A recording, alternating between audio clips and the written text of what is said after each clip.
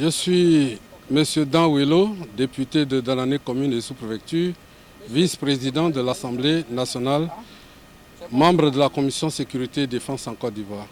Alors vous êtes sur le site aujourd'hui, qu'est-ce que vous venez de constater? C'est une désolation totale. C'est une désolation parce que ce carnage qui a été fait, c'est certainement préoccupant et l'État de Côte d'Ivoire doit prendre ses responsabilités sur les questions de permis de conduire, sur les questions de l'état de la route. Et je pense que c'est tout cela qui a entraîné de nombreux morts ce matin.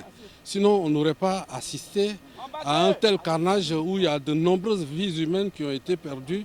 Je pense qu'il y a lieu véritablement que l'État de Côte d'Ivoire prenne ses responsabilités. C'est-à-dire qu'il faut être rigoureux tant au niveau des forces de l'ordre qu'au niveau même des civils et qu'au niveau des différents responsables, ministre des infrastructures, ministre des transports, ministre de la sécurité et de la défense. Il faut que chacun d'eux agisse afin que nous puissions préserver des vies à ces moments où nous avons besoin de tout le monde en Côte d'Ivoire pour le développement, mais surtout après une crise que nous avons connue, des gens qui ne pensent pas mourir et qui ne se retrouvent pas.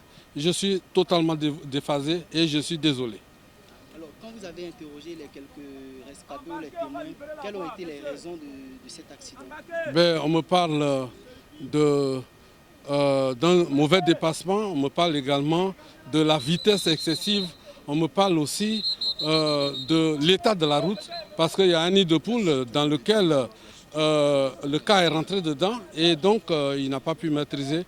Et voilà que l'accident a causé tellement de morts que vraiment je n'ai pas la maîtrise qu'il faut pour vraiment exprimer ma désolation.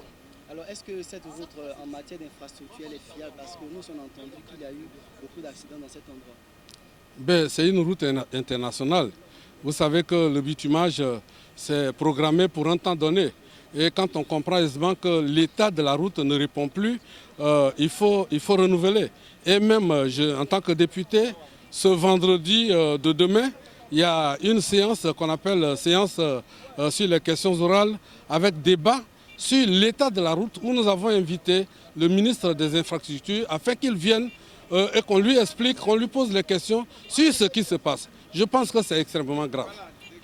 Tellement grave que vraiment nous allons commencer à hausser le ton afin que justice soit rendue à ceux qui sont victimes. Moi, je profite de l'occasion pour adresser mes condoléances à toutes les familles qui ont perdu leurs parents et souhaiter que désormais les cas venant de l'Ouest, de partout de la Côte d'Ivoire, que ces chauffeurs-là soient strictement contrôlés parce qu'un cas qui part de la frontière de la Côte d'Ivoire qui arrive à 14 h alors qu'ils sont partis de 8 h à 9 h pour arriver à 14 h à Abidjan, c'est une désolation. Il faut taper dessus.